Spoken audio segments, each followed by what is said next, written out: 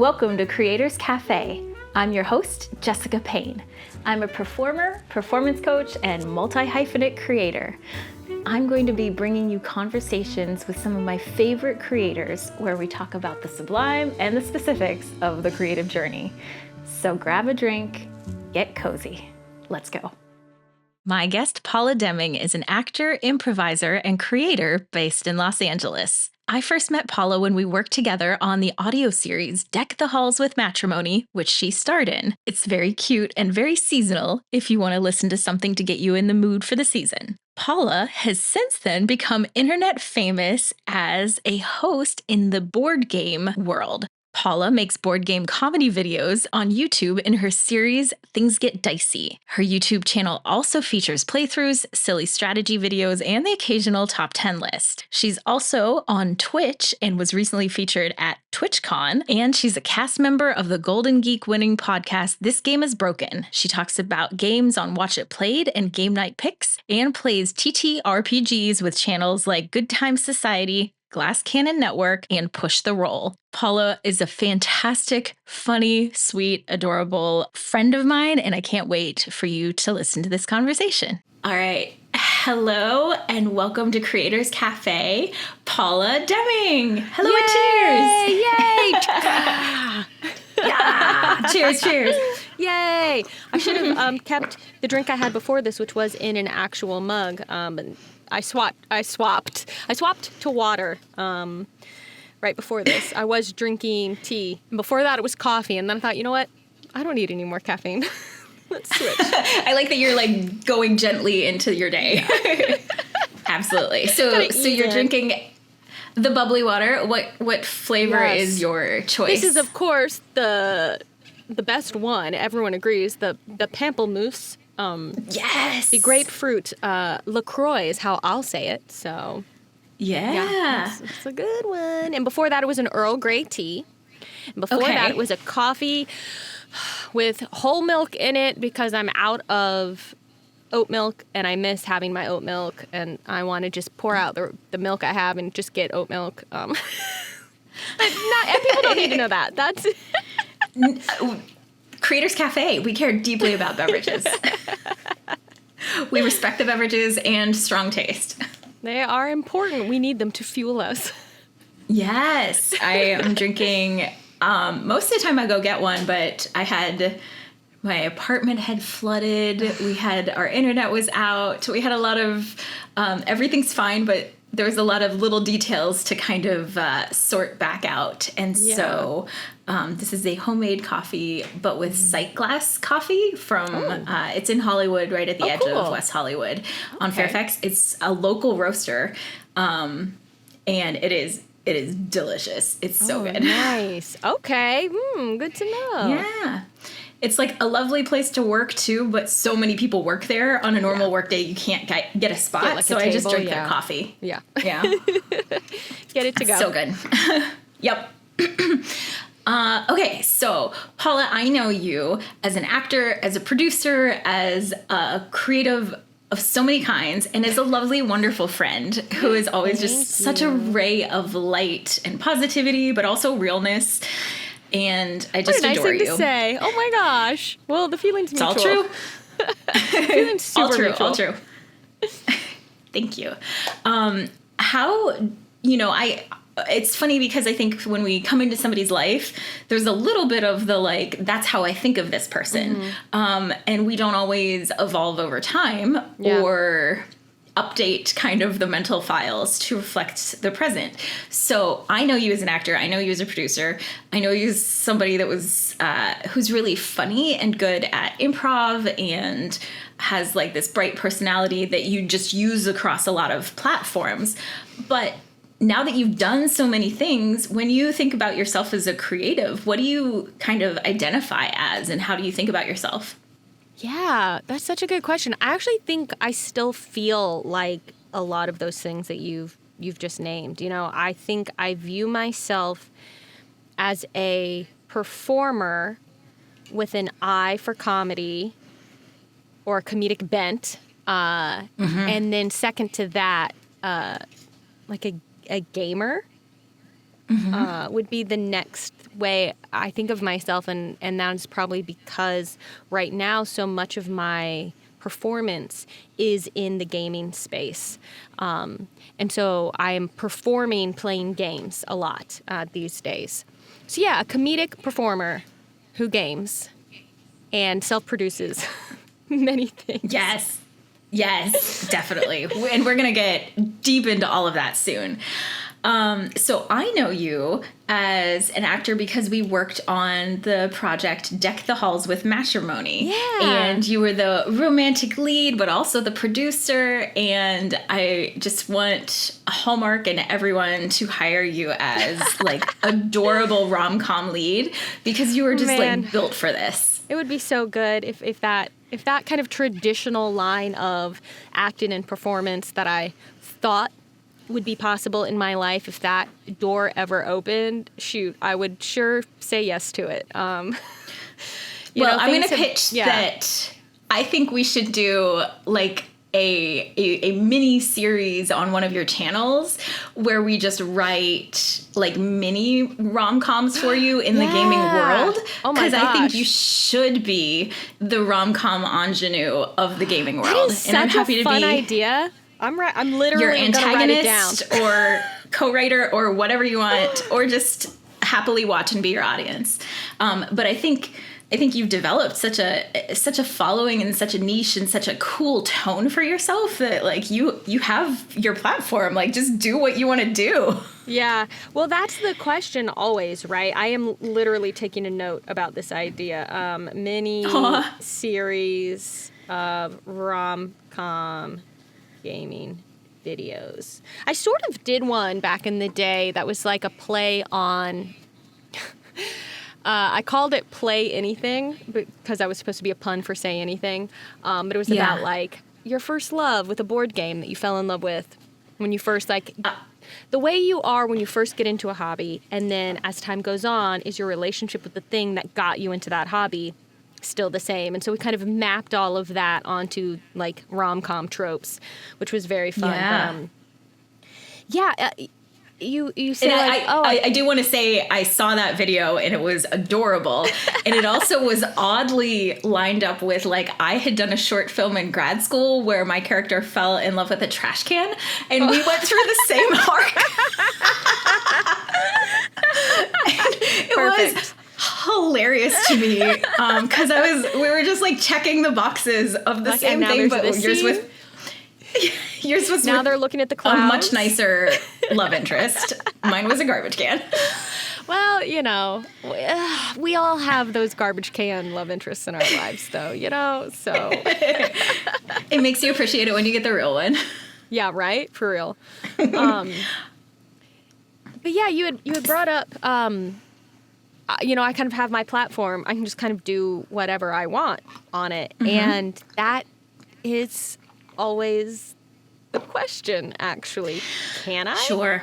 Or well, I think there's it's kind of like the freedom of speech, like except for some rules, you know, some like content guidelines. Like you can do whatever you want, but you won't be rewarded for doing everything that you want. So what's the trade-off, I guess? Yeah, it is. So I do most of my self-produced content is put out on YouTube. And that is just a constant mystery, kind of, right? Because the algorithm is changing always. When I first started putting out videos, I was literally just having this conversation with my partner.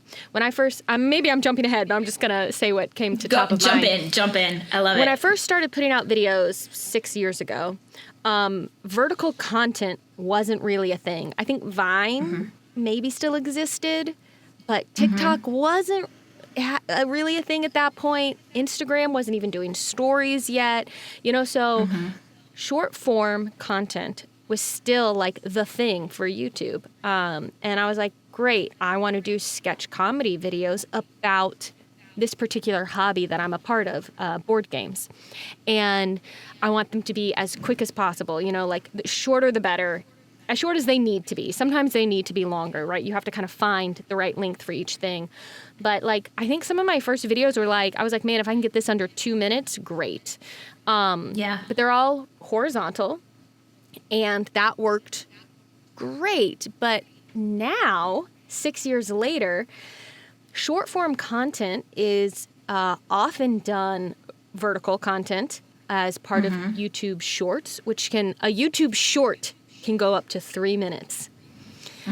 Which used to be a long video for me when I first started on the platform. There's TikTok, which is short vertical content. There's Instagram Reels or Stories, vertical content. And I was just going, should I be transitioning all of my short comedic content into vertical shorts, YouTube Shorts and Reels, as opposed to these horizontal, more traditionally filmed like short films, and focus the actual, the proper YouTube video into like longer form discussion topics or top 10 lists or video essays where you're more and more on the platform rewarded for longer content because they can put more ads into it and because your audience will have a longer watch time, even if percentage-wise they're watching less of the video.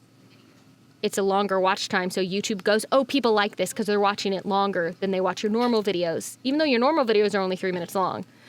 And so they push it out to more people. So you kind of get rewarded in a lot of ways for making longer content. And so I'm at a crossroads right now, Jess, about like what? So I've been doing a lot of research in this and a lot of kind of development and consulting with people on this stuff. So I'm actually super excited to talk about this. So I think you have a different perspective on this because if somebody's coming at this from like, I have a business and I'm doing a podcast because I want to promote this business and I'll do a couple of shorts, but the shorts are really like clips from the longs of the video podcast. That's its own thing. That's like kind of like business brain. Yeah. So we're coming at this from the creative side, but you also have the benefit of being kind of what's weird, I would say classically trained as a creative. And so you've got both the like digital prowess and native skills, but also kind of that you know how to create a narrative arc and you know how to find the right length for something.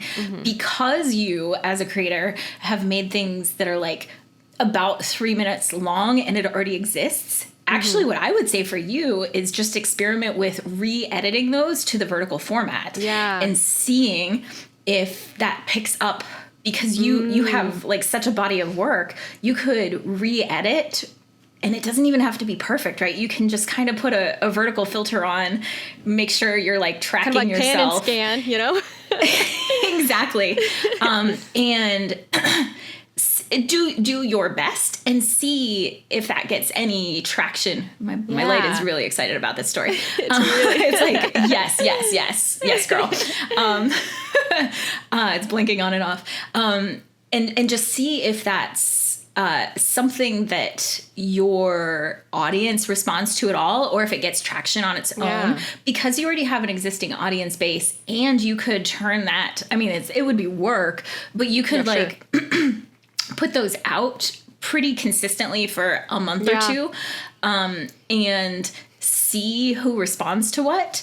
Then you would have a whole lot of information without a lot of like starting from scratch and seeing if it works.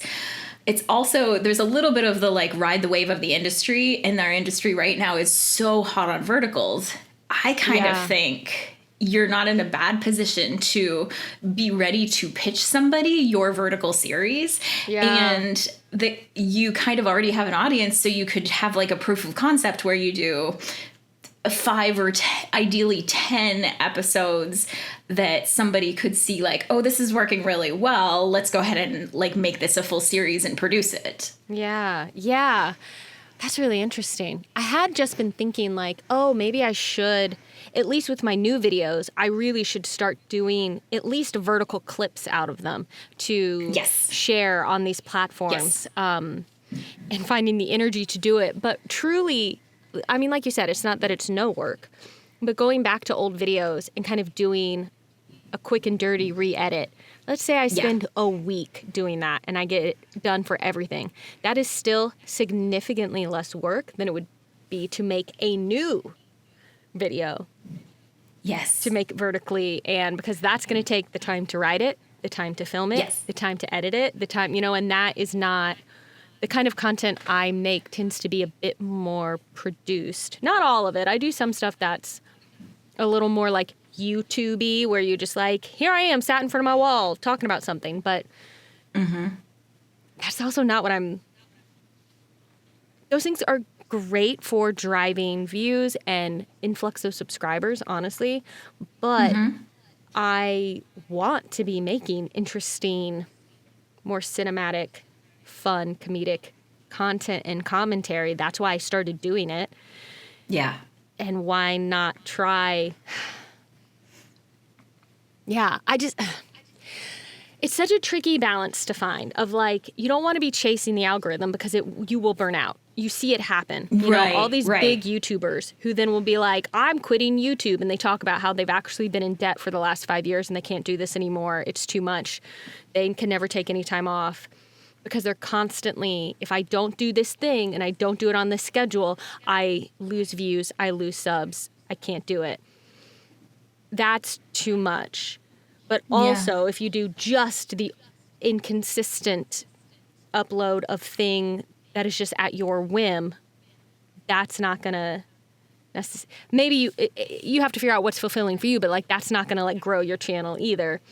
So it's like I'm constantly myself trying to find like where's the balance of doing what I think is the right YouTube thing to do and making the stuff that I feel really passionate about and hope that that's enough to bring in views and hopefully maybe a little ad revenue.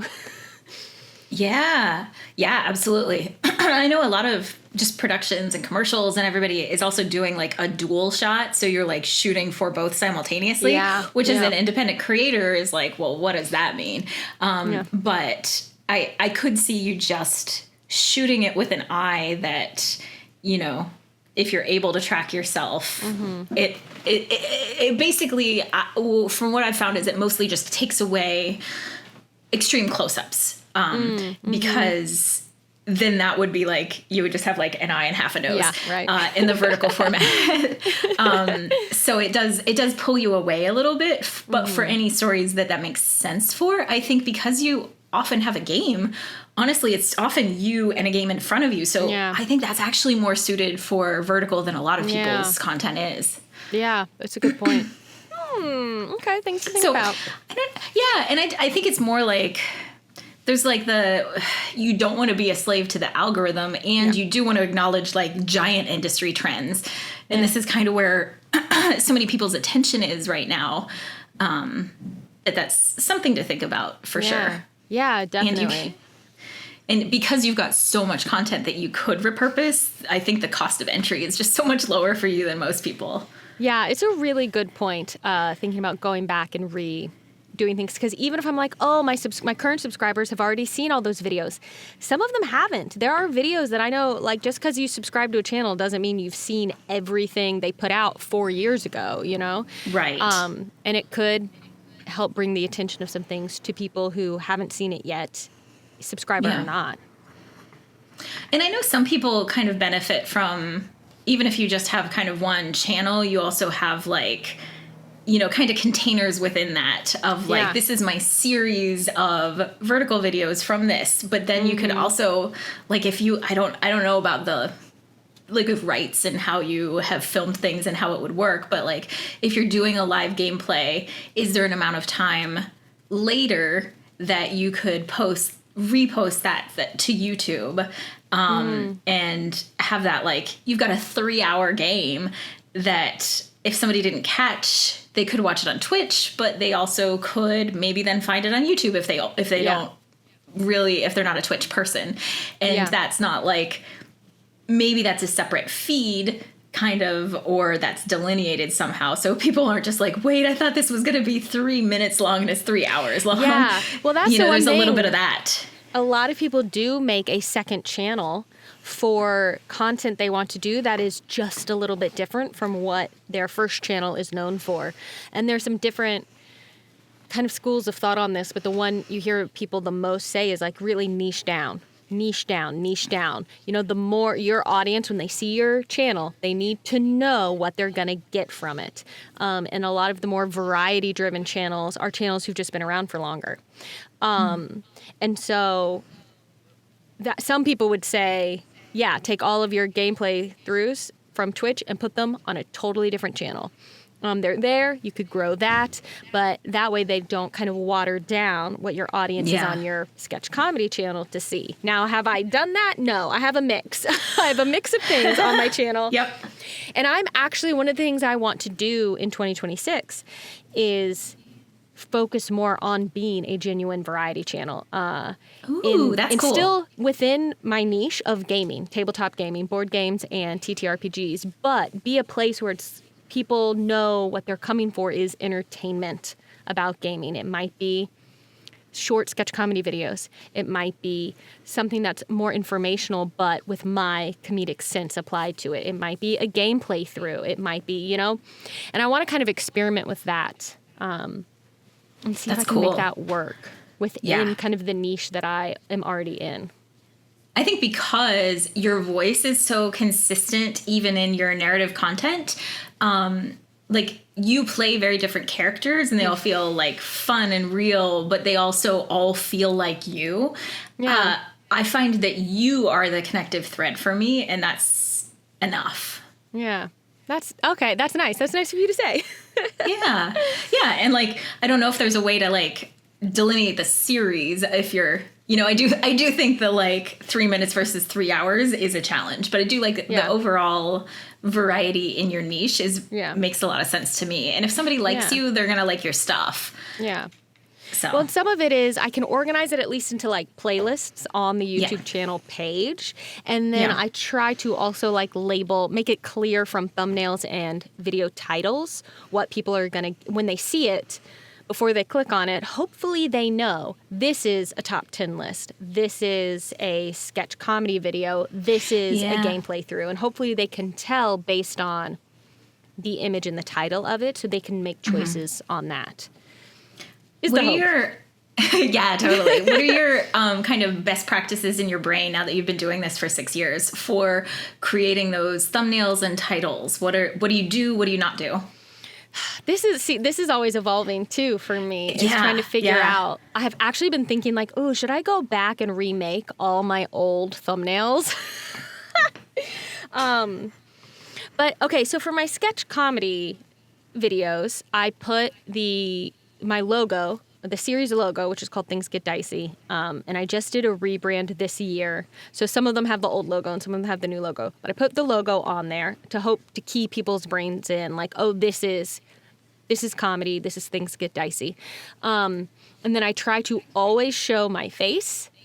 And if I can, show a game. Because sometimes people will click on a video because like a video I've had go well from a few years ago has the game Gloomhaven in the thumbnail. And this is like a very popular game in this space. And so I think one of the reasons it did so well is people were like, Gloomhaven, and they clicked on it. So I try to show the game so that people who don't know what Things Get Dicey is know that this is going to be about board games. That's really interesting because that's kind of the same concept as like using a celebrity in your commercial of like, I'm familiar with them if they like this, but you're using it as a board game as your celebrity endorsement. Yeah, exactly.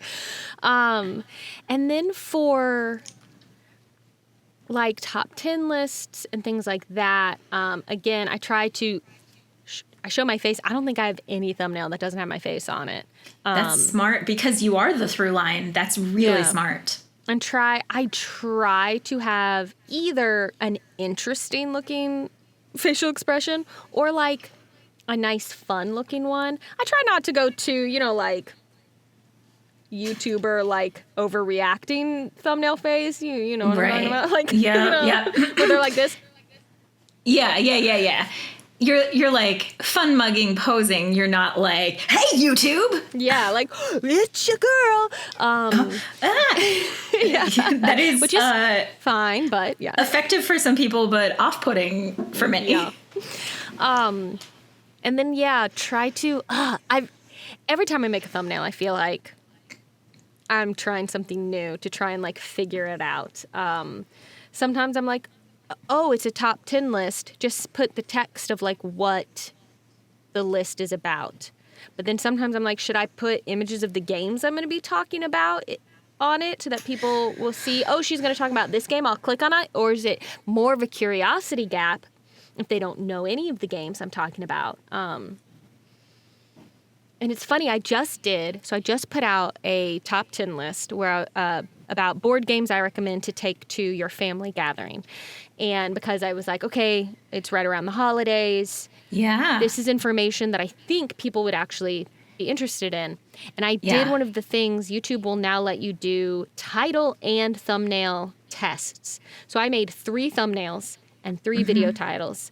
And I ran a test, and it takes a couple days, and then YouTube will tell you which one got the most clicks. And that's the one it'll set as your permanent thumbnail. And for this one, I did 2 that actually showed boxes of games I talk about in the video, and 1 that didn't have anything. And that one did the best, actually. And I was really surprised. Oh, I'm surprised too. That's interesting. Okay. And I've started as well. I used to feel like I needed to do the exact same words on the thumbnail as in the title of the video. But I've started to play with not doing that and letting the 2 things work together to fill in more of the story. So trying to give like a little taste of one angle on it in the thumbnail and then maybe a different or follow-up angle in the title is something I've just started to play with. That's cool. Yeah. I'm interested to see how that all goes. That's I love that kind of nitty-gritty, like, but what do you actually do? It's tricky. It's a lot of people's least favorite part of it, right? They're like, oh, now I have to make a thumbnail because it's not easy to figure out. Yeah. And it's the most important part, arguably. Yeah. Because if it doesn't make people want to click on your video, then no one's going to watch it. Yeah. Yeah. Very important. And you already have a base of people who adore you and are going to watch anyway. So it's interesting, like, I wonder if somebody who's new to your space posted the board game themselves, maybe that would help them more, whereas your audience doesn't need that. Right, yeah. We don't even know what those considerations are, really. Yeah. Yeah. Wow. Interesting. So what do you do to, like, what's your creative process from, like, coming up with an idea for, let's focus on those, like, YouTube 3-minute, like, high concept videos, like my love, the board game, or the, you had a film noir detective one that I really adored. Yeah, I love that one. Yeah. And then you have one that's like the intrusive or inner monologue of a gamer. So with examples like those, how do you come up with the idea and then build the whole process? Do you like write a formal script? I know some of them you have lost in directing. What's that like? Some of them you have like co-creators. They're with you. Who's editing? Who's putting it up? Tell me everything. Yeah. Okay. So the beginning of the process is coming up with the idea, and a lot of my ideas are come from like kind of like the interaction we had at the start of this, where you said something. I was like, "That's a great idea," and I went into my phone because I have a notes app that I have had for years now that literally, I don't know if it'll show on our little video feed. Okay. I have just like, it's so long. Anytime I think of something that might make, it's really long. I should clear some of this out. That I think might make a good video, I jot it down. Wow. And then when I'm like, I need to make a video, what should I do? I will go and I'll say, oh, here's something I jotted down. Sore loser. Extreme examples of things people do when they're losing or to keep from losing. Do I feel inspired by that right now? Yes. And then I'll sit down and try and write it. Or I'll go, no, maybe this. Or I'll go, why did I write this down? Grey Poupon parody. I don't know. I could see you pulling up in a car and rolling down the window and having a game. Excuse me, sir. Do you have any Gloomhaven? So I have, and sometimes I get an idea and I don't write it down. I'm in a place where I can just start working on it. But I will write a kind of a proper script, which is funny because I'm in them and I refer to myself in the third person. So I'm like, Paula sits at a table, blah, blah, blah. Because that's not really me. That's the character me. Yeah. She's a different person. And I write it, and sometimes it comes out all in one sitting, and sometimes I start it. I probably have like 5 scripts right now that are like in partial states. Where like I start and I think, oh, I'm really inspired, and I get a little bit in and I'm like, actually, I feel stumped now. Let me come back to this. Or I get partway through and I realize, oh, this is going to be more complicated to write than I thought it was going to be, because I actually need to use 5 specific games to make 5 specific examples to make the comedy work for this. And now I have to figure out what games are going to be best, and I can't think of them right now. I'll come back to it. So sometimes I can do them all in one go, and sometimes I come back to it, and sometimes it's like months later I go back and I go, oh, I know how to finish this now. So I kind of have a rotation of things I'm always working on and writing. And then what do you technically write in? Oh, good question. So I used to use, back in the day, I used Celtics or Celtics, however you say it. Me too, totally. And then it went away. Yeah. I was really sad and had a bunch of documents in it that I just can't open. No. I saved them all. Like, I have the little files, and I'm like, maybe one day. It's fine. One day. Oh, that's so frustrating. I'm so sorry. That breaks my heart.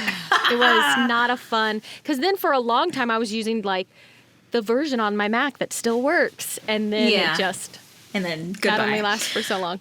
Yeah.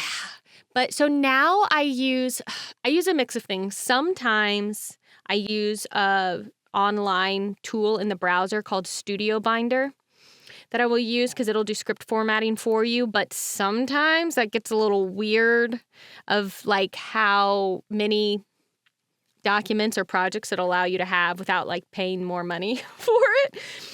So I've actually lately just started using Google Docs, which is not like, it won't do any scripting formatting for you. So that's kind of a pain in the butt. But I'm like, I'm not submitting them to anyone but me. So, you know, I'll make it work. So yeah, I go kind of back and forth between like Studio Binder and Google Docs right now for just how I write my scripts. There's any one recommendations? Other one. Yeah, I was just going to say there's one other one. I'm going to look it up and see. It's called Arc Studio. Studio. What I liked about that is a friend was using the free version, and I was able to collaborate with them really easily. Because I use Final Draft, but it's if not everybody on your team has it, it's a lot harder to collaborate. Yeah. And there is a free version. I don't know how many scripts you can have, but I've liked it so far. And I know some of my like TV writer friends use the pro version. Oh, nice. Yeah, I've got it open in a browser tab now, so I'll definitely look into that because I'd love to not keep using Google Docs just because it doesn't format anything for you. And and there is something. This is good for collaboration, but it just like has standard formatting, so it's nice. Yeah. And it's if you've used Celtics or whatever it was, like that was the easy transition, definitely. Yeah. Well, and I think for me, I could just write stuff. I'm typically the only one, or maybe I have another, like a friend or two come in to be in a video with me, but I'm usually the only one looking at them. So I could just write it in whatever formatting, but it's kind of like being like, I work from home, and yet I still get up, I put on real clothes, and I go to a different room of my house to make it feel real. Yep. And I think there is something that makes it feel like I'm doing a real acting job if I've made it look like a script, if that makes sense. 100%. Well, and then you've got it if you know, somebody's like, hey, I really love your new vertical series. And you're like, oh, it's an old vertical series, but like, can I see some more examples of your scripts? You've like got them and they're ready to go. Point. Yeah. So you're building your library and your rep there. Yeah. Yeah. That's a good point. Yeah, so that's what I use for writing. And then I usually go to my partner, Lawson, who went to school for cinematography, and he works in visual effects now. So he's in the industry. And depending on his schedule, sometimes I will film things on my own, but the stuff that looks the best is always something that has been filmed by him because he just knows how to like put the right lens on the camera and where to put the lights just way better than I will ever know. So he can make stuff look really nice. And to work with him, I have had to learn how to write better scripts because just because I know the intention, he can't read my mind, right? And he needs to be able to picture what I'm writing, especially when so many of my jokes are visual jokes. And I can't just rely on someone to know what I mean. So I've had to get really good about like writing out like better stage direction or like shot ideas or having really detailed like storyboard type conversations with him. So that we can actually know, like, how is this idea going to come off the page and actually be turned into something visual? So we'll do that. And then it usually takes a day of filming, which we do usually in my house, sometimes other places. And sometimes we'll rent equipment. We just did a video that is like a horror short film that we put out for Halloween. I wrote that script 2 years ago. With that's the one with the very dramatic ending. Yes. I love it. Yes, I'm being There's haunted. a great visual effect in there. I love it. Being haunted by all my unplayed games. And I wrote that script 2 years ago. And he went, this is a great script. It's already October. This is going to be too much work. Let's try it next year. And then the next year, time is crazy. And I just didn't remember it in time. And so this year, I was like, in August, I was like, we have to plan this right now. Because I want us to film. We filmed it in September. And then I took all this time to edit it so it could come out on Halloween. But so then we'll take a day or two of filming. And for that, the reason I brought that up, that's right. I hope people don't mind my stream of consciousness. Welcome. I love it. That one we rented equipment for. So sometimes we will rent lights or something if we don't own something that is specific to making like a special thing happen, a special shot. I mean, what's nice about working with someone who went to film school is I feel like film school students know how to make a lot of stuff out of nothing, you know, like, they're like, you know, those China ball lights or whatever from IKEA, like, they're like, yeah, just use that. And like that style of like, oh, we just just wrap some foil around that lamp and now, or whatever, now it works. So you can make stuff look good without renting or getting a bunch of expensive equipment. But sometimes we do rent things. So we spend a day or two filming and then I would say a solid week of work editing to get anywhere from a 1.5 to 4 minute video, depending on the video. And that's because I do it all. I haven't found anyone I trust to edit the comedy videos. And I'm not the fastest editor in the world. So it takes me some time, but also it's like, it's a process. It's going through all the takes and deciding which ones I like of myself and putting them together and then like futzing with all the frame. Like sometimes you're like, oh, the joke's not working. Do I need to extend this by 5 frames or do I need to shorten it by 5 frames? It's one of the two. And then you have to export it, and then you have to make the thumbnail, and then you have to upload it, and then you have to write the description for the video. That's the hardest part, I think. That's so time consuming, yes. So that's kind of my process. Yeah. Okay, great. Yeah, that's really helpful. Thank you. Yeah. So I hope it is. No, it totally is. And it's interesting because I'm making video podcasts on the regular. So my process is very similar, except I don't have the scripting aspect for this. Like I'm working on other scripts for narrative stuff, but that's its own thing. That's not, I can just sit here and chat with you and ask whatever I feel like. And so I don't have that part, but then I do have the editing and the description and the thumbnail and the recording the voiceover at the beginning and all of that stuff too. Yeah. How many videos do you put out in a year on average in the last 6 years? Like, that's a really specific question, but do you find yourself like kind of a certain amount a month you aim for, or how does that work? I try to put out one video a month, whether it is a comedy video or more of like an informational or a gameplay video. And this has really changed for me over time. So at first, and I think in a lot of ways, this was the right way to do it, how I did it at first, and I've kind of moved away from it. But when my channel was only sketch comedy videos, I wasn't really doing anything else. I did them in seasons. So I was like, okay, let's take a couple months, and every 2 weeks I'll put out a video, and then we'll put out 8 videos. So season 1 will be 8 sketch comedy videos, put out every other week, and then we take 3 months off. And we figure out how to make some more, and then we do it again. And that worked really well. And a lot of people were like, oh, you have to be super consistent. I was like, well, when I was releasing them, It was like every Tuesday at 8:30 in the morning, this would come up. And then I'd be like, cool, that's the end of the season. See you in a couple of months, and make it again. And that helped keep it from feeling like a rat race of like constantly needing to come up with the next thing. But the reason that changed a little bit is just I had board game publishers start to reach out to me to want to like sponsor content.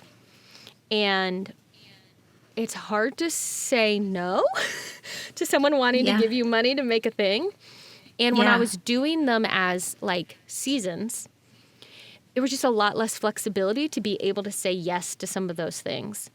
And so I was like, well, I wonder if I should start trying to do different kinds of videos that could be sponsored, could have an ad, could feature a specific game that could go up in between these other things.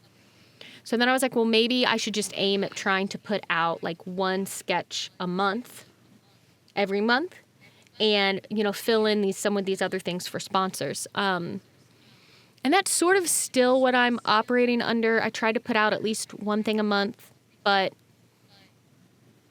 I could be more consistent. Like, as a YouTuber who does it kind of professionally, like,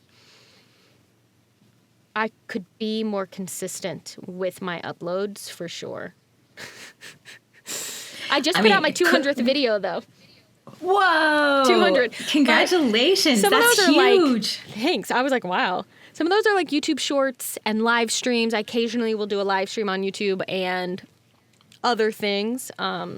And that might also count like videos from earlier in my YouTube that I've like unlisted because they're not part of this like niche I'm now in. But yeah, that's incredible. Congratulations. Thanks. So in addition to YouTube, you also have Twitch streams. You're regular on podcasts. Yeah. You're like within YouTube, but also in other ways doing like, online videos for the games themselves. And you recently went to TwitchCon. I did. Down in San Diego. Yeah. So what's it like kind of going from a more traditional artist to becoming like a digital celebrity in this very niche space? Because you totally are. Like, you're on the panels, you're, being asked to be the sponsor. Like, you're totally doing the thing for this niche that you found for yourself. Yeah, it's funny. My friends who are also content creators and I will laugh sometimes that we're like, we are famous within a very specific circle, right? Yes. So like the kind of is honestly, it's probably the most like ideal way to have any kind of celebrity, because I can go out and live my life and just be like, almost never have I been recognized outside of a gaming convention. It has happened like 2 or 3 times. But like otherwise it's just like, I'm just a normal person. No one cares. But if I'm at a gaming convention, sometimes it is like, if I want to get from this side of the exhibitors hall to that side of the exhibitors hall, I need to double the amount of time I think it's going to take me to walk there, because I'm probably going to get stopped and talk to people. Oh, that's so sweet. That's adorable. It's so honestly, it's really nice. One of the reasons I really started leaning into going full-time in content creation was because this was the door that opened, right? So my partner is really big on like, you walk through the door that opens for you. And, you know, I was in Los Angeles and I was trying to, you know, get an agent and go on auditions and like make that kind of like traditional way of being an actor happen. And it just like kind of wasn't happening. And it still hasn't. It doesn't mean it won't ever, but it still hasn't. And I had made like web series before, you know, like I've made a lot of web series that 100 people watched, you know, and you're like, well, cool. That's there. And then I made a video about board games and I jumped like, I went from 500 subscribers on YouTube to 1,000 subscribers. I got like 1,500 views on the video in like the first few days. And I was like, oh, I guess I should make another one. And like, then I made another one and I got more subscribers and I got more views and I made another one and it kept growing. My partner was like, I think you should go through the door that is opening for you. And that's this. And I had never, these first few videos I made, I have never felt more creatively validated. Like, I made something from my brain and put it on the internet, and there were people who liked it. Like other board game, because I'm in the hobby, and I was watching other YouTube channels before, and some of these channels were talking about my videos. And the first time that happened, I was like, that person just said my name. That's me. Like, they know Wow. what? And I just had never felt like people had appreciated what I was doing so much. And it was really like the thing that was like, oh, why am I waiting for other people to put me in something when I can just make it myself? And people like it. In this version of it, because I'd tried in other things and it wasn't going over great. But this version of it, people liked. And so I just like you're resonating with leaned in. A specific audience. Yeah, great. And that has opened a lot of other doors. You know, there are things I do now that I self-produce. Like I said, my YouTube videos, my Twitch streams. So that's a mix of video games and board games that I will stream live on Twitch. That's self-produced. And I've done some podcasts. None of them are happening well, one is sort of happening. It's happening still. What I mean by sort of is I'm not really the one producing it. I had some self-produced podcasts that aren't really happening anymore, but I'm in other things now that I'm not producing, but I get to be in. Which is that's great. fun too. It's so nice, honestly. You don't have to do, it's so great when you get to just show up. I love it. I love it. I'm at that point now where, Right. Being in charge is great, but also to just be able to show up, do the thing, and then be like, bye, have fun editing that. Like, and it's not my responsibility. Oh, boy. Amazing. It's so nice. All I want to do is show up and be told what to say, and then I get to go home. I didn't have to come up with it at all.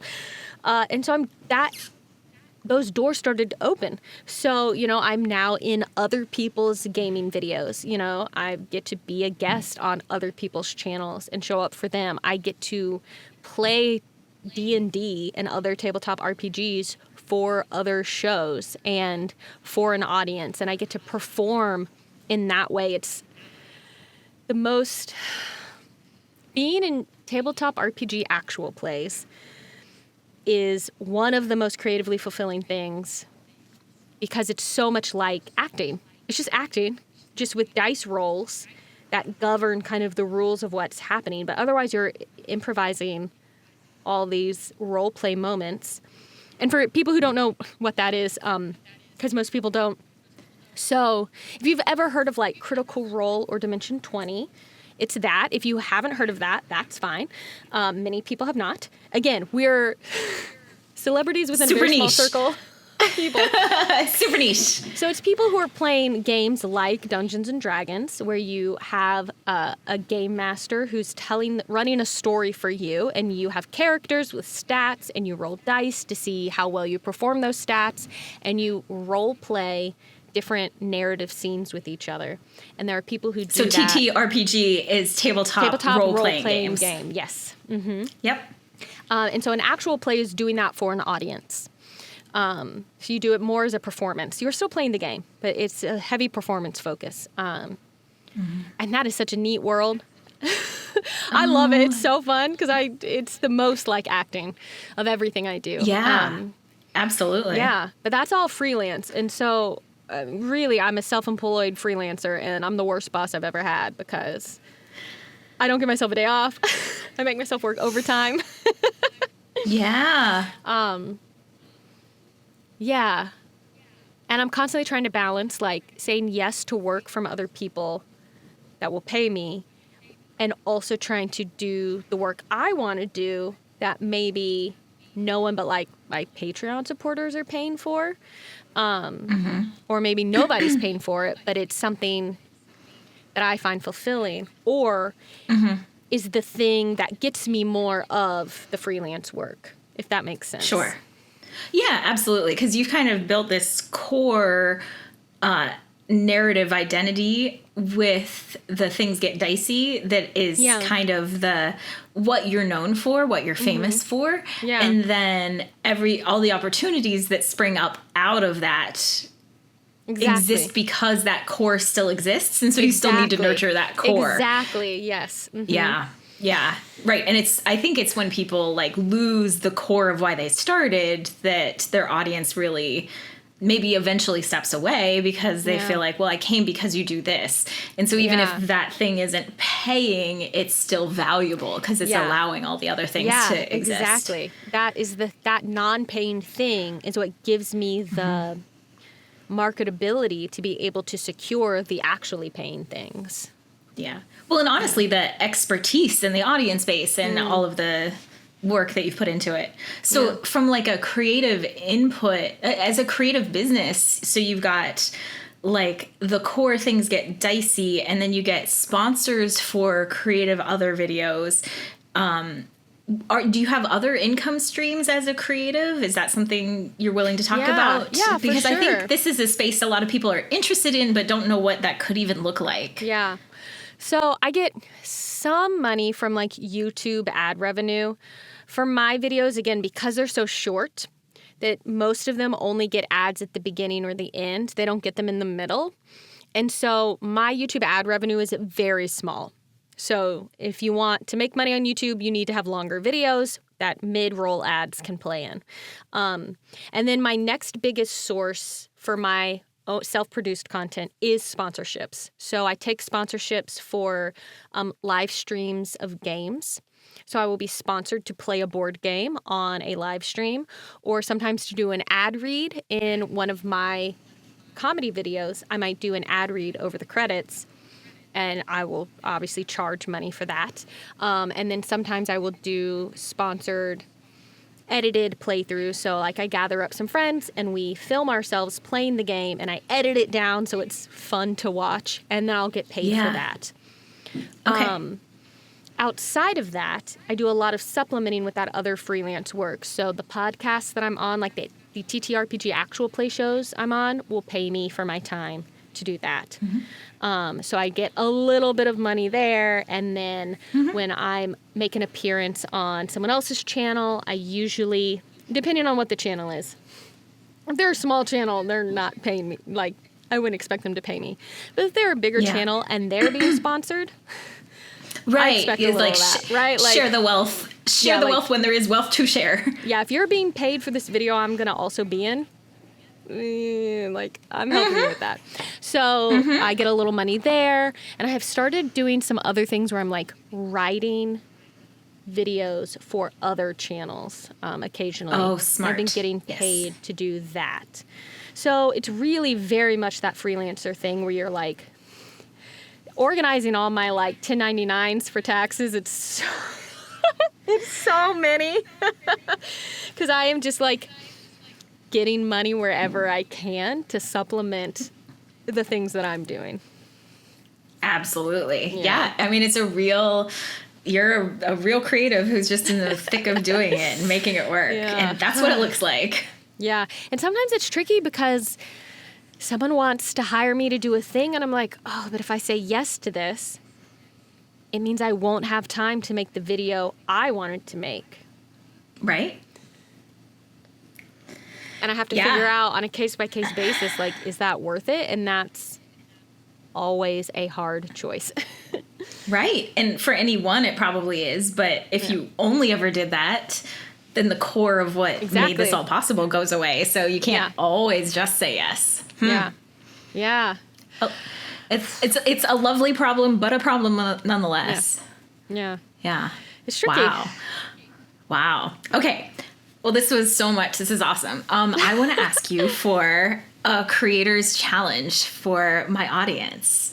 Yeah. So this is something they can do to just get started, to go from 0 to 1. Yeah, let me see. Okay, I jotted down. Okay. Oh, okay. This is what, yes. So because so much of what I do is with an eye toward comedy. Yeah. And I've realized, here's something that's not a challenge. But first, I want to tell everyone. This might sound cheesy or woo-woo or whatever, but you are more unique than you think you are. Okay? Like, I think it's so easy to start making things and think, oh, but this is the same as what everyone else is doing. It's not, because you are not the same as everyone else. And something I learned recently was I was writing a script, and I put all my jokes in it, and someone else was producing it. And the jokes didn't work. And I realized that so much of what works about my comedy is the way I write it, the way I say it, and then the specific way I film and edit it. And that's not just transferable to other people. And it made me go, oh, I have more of a unique perspective than I realized, and that's a good thing.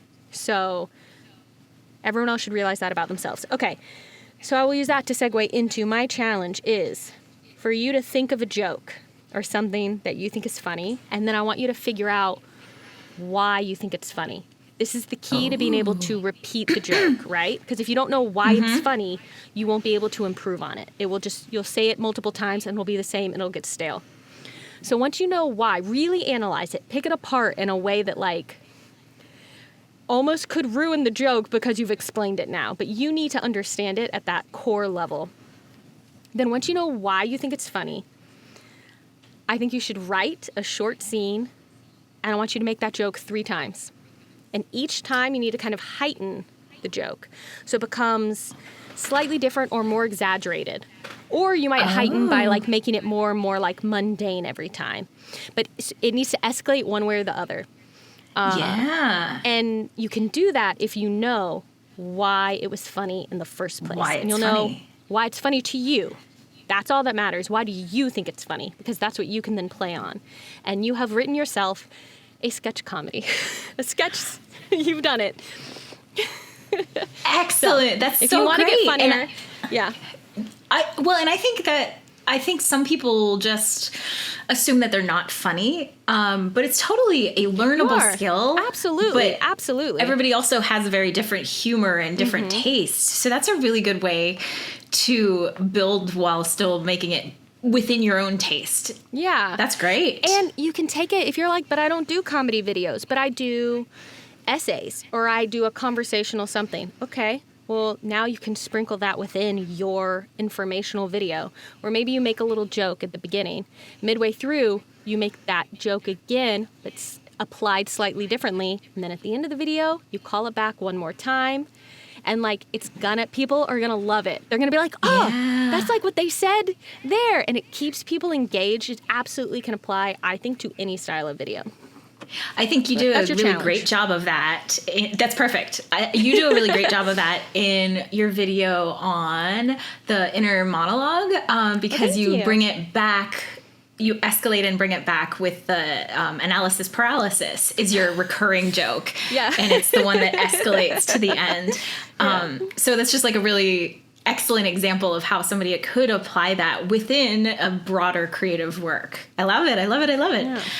Okay, well, this was so awesome. I mean, we didn't even talk about Deck the Halls or all the acting that we've done together. I just talked. I love it. But I love talking about this stuff, so thanks for letting me... Like, my waveform on my personal recording is just literally me. I barely let you say anything. Don't worry, it's my podcast. If I wanted to talk more, I would not be shy. I wanted to listen. This is great. So people should follow you on Things Get Dicey on YouTube and see where that goes. Where else would you like them to follow you? Yeah, I post a lot of what I'm doing on my Instagram, which is, I need to change, actually. I need to rebrand to my actual name, but it's not. It's Paolo Bandita, PaoloBandita. I'll tag you as well in the description. And if you like live streamed things, come over to Twitch. It's very fun. Twitch.tv/Paula Deming. That's my name. And y'all, go listen to us in Deck the Halls with Matrimony. It's a lovely podcast. It's not going to take up too much of your time. You're going to love it. And you get to hear us act together. And it's a blast. Yes. It's so cute. It's very sweet and funny and very seasonal and appropriate for the times. So it's perfect. Holiday appropriate. Yes. It's basically a rom-com movie, but in an audio format. Yeah. So just a bunch of great actors doing their thing, and it's really fun. It's one of my favorite things I've ever done. So it's so fun. I totally agree. Yes. Okay. Well, Paula, you're the best. Thank you so much. Thank you for having me. Thank you for coming on Creators Cafe. And cheers. Cheers. Yes. Join the community and share your creative challenges on Instagram and Facebook at Creators Cafe by Kika Labs. And also check out my website, kikalabs.com, KIKALABS.com, to sign up for the mailing list so you always know when a new podcast is released, and to check out my coaching and digital courses to help you be a more confident and joyful creator.